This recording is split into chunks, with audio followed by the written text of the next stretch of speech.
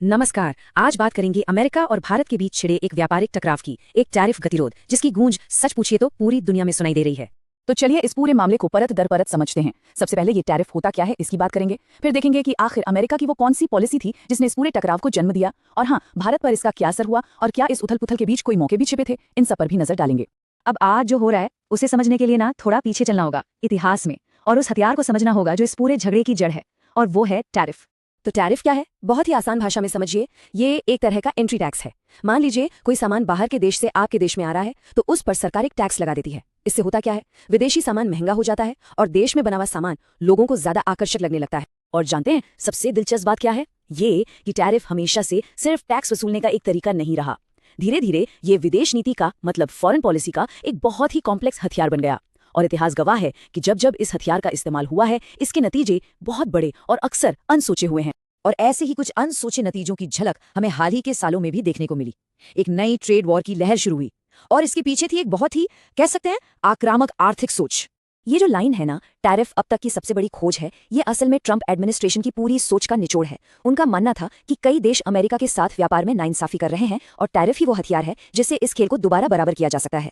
तो उनका मेन तर्क क्या था? वो था अमेरिका का बढ़ता हुआ ट्रेड डेफिसिट, यानी व्यापार घाटा। अब ये क्या होता है? सीधा सा मतलब है जब कोई देश दूसरे देशों से सामान खरीदता ज्यादा है और बेचता कम है।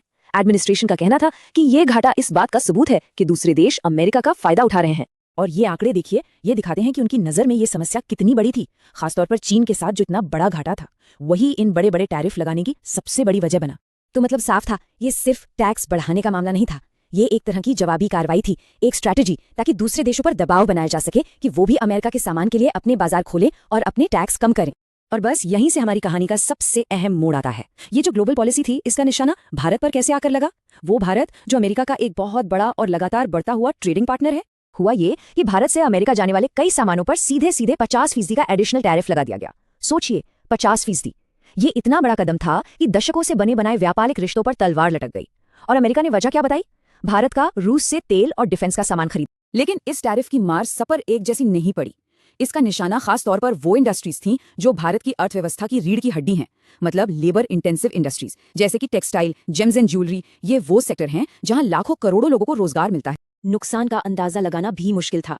एक रिसर्च के मुताबिक ये आशंका जताई गई कि टैरिफ लगने के बाद अगले एक साल में अमेरिका को होने वाला भारत का एक्सपोर्ट लगभग आधा, जी हाँ, 40 से 45% तक गिर सकता है। मतलब भारत का सबसे बड़ा बाजार हाथ से फिसल सकता था। और इसका सीधा नतीजा क्या हुआ? भारत कंपटीशन में पिछड़ने लगा। अमेरिकी खरीदार अब वियतनाम, बांग्लादेश जैसे दूसरे देशों की तरफ देखने लगे, जहां से वही सामान उन्हें बिना भारी भरकम टैरिफ के, यानी सस्ता मिल रहा था। और देखिए, इस झटके का असर सिर्फ एक्सपोर्ट तक ही सीमित नहीं रहा। डर ये था कि ये पूरे भारतीय अर्थव्यवस्था की रफ्तार को ही धीमा कर देगा। जीडीपी ग्रोथ का जो अनुमान 6.5% था, उसे घटाकर 5.6% कर दिया गया। लेकिन कहते हैं ना, हर चुनौती अपने साथ कुछ मौके भी लेकर आती है। तो इस पूरे उथल पुथल के बीच भारत के लिए भी कुछ नई स्ट्रैटेजिक राहें खुलनी शुरू हुई। ये जो अमेरिकी टैरिफ का झटका था, वो एक तरह से वेकअप कॉल भी था। इसने भारत को मजबूर किया कि वो सिर्फ एक बाजार पर निर्भर ना रहे। तो क्या हुआ? भारत ने अपने ट्रेड पार्टनर्स को डाइवर्सिफाई करना शुरू किया। मतलब ईयू और यूके जैसे देशों के साथ फ्री ट्रेड एग्रीमेंट्स पर तेजी से काम शुरू किया। और साथ ही देश के अंदर भी लॉजिस्टिक्स और इंफ्रास्ट्रक्चर को बेहतर बनाने पर जोर दिया गया, ताकि हम ग्लोबल लेवल पर और ज्यादा कॉम्पिटिटिव बन सके।